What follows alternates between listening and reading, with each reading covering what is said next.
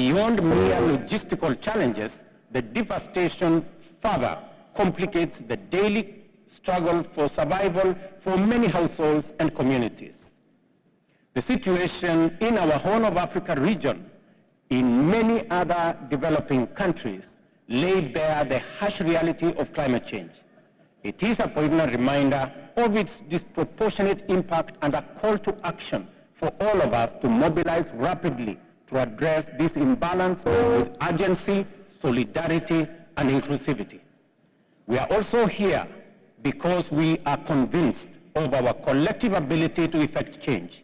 Our mission for this COP is clear: to foster radical cooperation that steers the world firmly back onto a 1.5 degrees Celsius ceiling.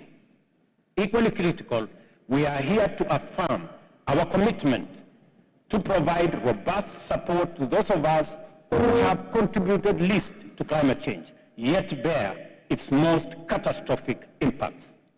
As Africa, we are ready to play our part in full. The Nairobi Declaration, which we adopted at the conclusion of the first Africa Climate Summit, set out the vision and pathway for Africa to be a vital part of the global solution to the existential climate challenge we face. The declaration captures the consensus of the African government leaders for climate-positive growth that harnesses our ample human natural resources.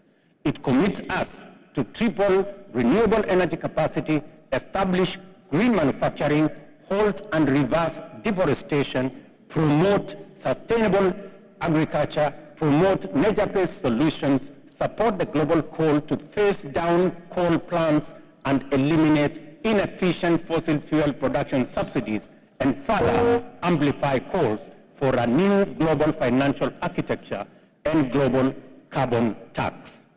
In Kenya, we have transformed this vision into tangible goals. Our plan is ambitious to expand our current energy capacity of approximately 3 gigawatts to 100 gigawatts of entirely renewable power by 2050 as a cornerstone of our green industrialization strategy. This level of ambition must be matched by the global commitment to achieve concrete, action-oriented outcomes. The first global stocktake at this COP is not just a checkpoint.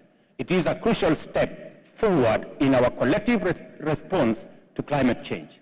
It must therefore encompass strategies for mitigation, adaptation, addressing loss and damage, and fundamentally, the means of its implementation. Such a comprehensive approach will pave the way for a more inclusive and robust set of nationally determined contributions in the next cycle. At the heart of our discussion at this COP28 must be a package of ambitious energy transition and investment goals and incentives aligned with our commitment to maintain a global temperatures within 1.5 degree limit. This entails a pledge to triple renewable energy capacity and double energy efficiency by 2030, alongside a significant reduction in fossil fuel dependency. I commend my brother, the COP presidency, for their efforts to converge the world around this global goal. The strong participation of traditional hydrocarbon energy leaders in this global endeavor has transformed the conversation and brought us closer to consensus based on democratic inclusion and the best spirit of collective action, as well as multilateralism.